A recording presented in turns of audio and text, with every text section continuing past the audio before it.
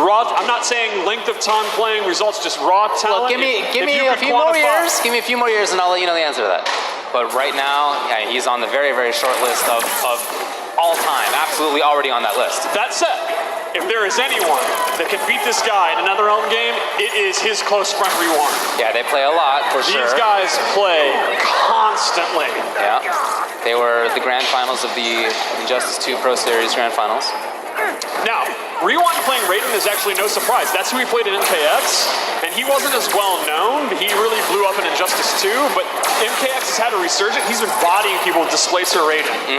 Yeah, and this character seems a little bit different. It seems maybe a little bit more like Zoning and Footsie's character. I would definitely describe him as a Zoning or like Footsie character for sure. He got it. This man is already pressing buttons between strings. For real, he just did that. And this actually might kill. Really? Oh, okay. Very, very close. Now, Rewind is nutty enough to go for his crushing blow. Oh, wow! And there you see. That was fast. Now, that lightning move, he has a close, medium, and far version of that. Okay. He also has excellent range with his normals. Yeah, even from this range, he can attack. Yeah, he uses his staff in a lot of normals, and his punches and kicks have really good. His back one, too. Oh. Wow. Was that maybe a wrong throw tech? Is that why there was a crushing blow? Okay. That makes sense. Okay, got it correctly that time.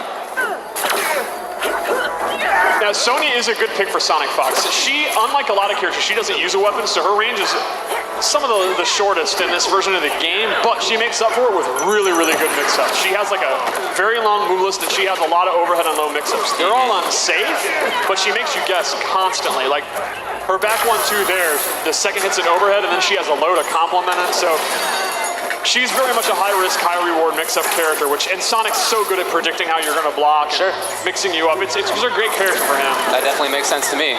Unfortunately for Sonic, he's having a lot of trouble actually getting going because Raiden is so good in the mid-range.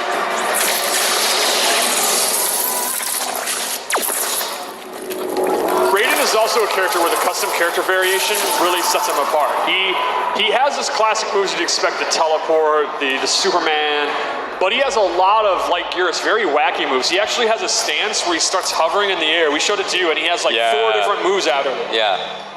He's got a move that's, he actually puts his staff into the ground and it's planted, and then he can do his lightning moves to bounce off of it. A lot of kind of trap or setup moves if he chooses to use those. Now, at the end of the last round when he was going for the chip out kill, was there anything that Sonic could have done? Is there like a push block, or is there anything in that sense? There's the flawless block where chip is dramatically reduced and you get a reversal. So that's kind of how you would want to push block in this game. And so it's very high skill survivability. If you block one hit of a string and the next hit of the string, do you have to continue to input the... You do not. You can hold block and you'll still get the reduced chip thing. So if you're good enough to get it going, you know, you can survive stuff you'd normally be killed by. What if you block the first hit of a string regularly? Can you then do the special timing block for the second hit of it? It depends on how big the gap is in the string. Okay. I can't remember off the top of my head what the frame, you know. Okay, the nerds can look into that minutia later. And, for sure. But yeah, there will be scenarios where there's enough of a gap and you can flawless block the second hit and then punish it. But not on a tight string. Right.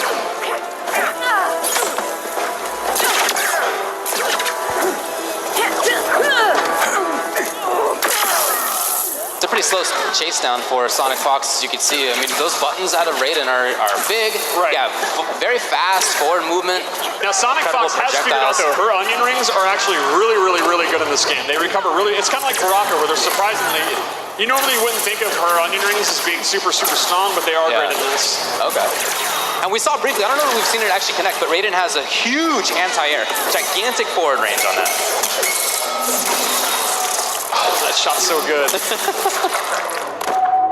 Oh, man. Now, this really shows the Fatal Blow mechanic here because he has now made this comeback, but Sonic is now inflated Fatal Blow territory. Right. And she has an overhead and a low that can link into it, so Rewind could be in a ton of trouble if Sonic gets in. And Sonic got in, he might go for it. Keeping it safe, no, looks he's like. Going for the pressure. Oh, it was? Was that a low? Yeah. That was a low, yeah.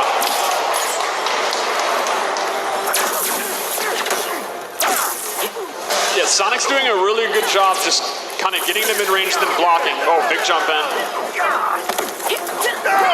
target down. Okay, let's see what he how got. Rewind tries to get out of the corner. Dang, look at the damage The already. short hop.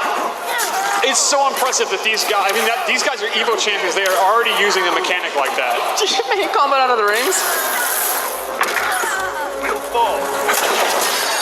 Okay, but Rewind can't afford that right now. He's too low on life. And Rewind's just one, basically throw or low, even in chip damage That was a punish. territory. Okay. Okay, there he goes. Your blade calling in air support. Oh.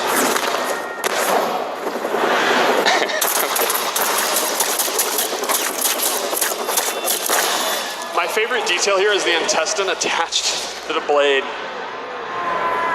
Now, since we've been seeing a lot of projectiles, talk to me how the flawless block works.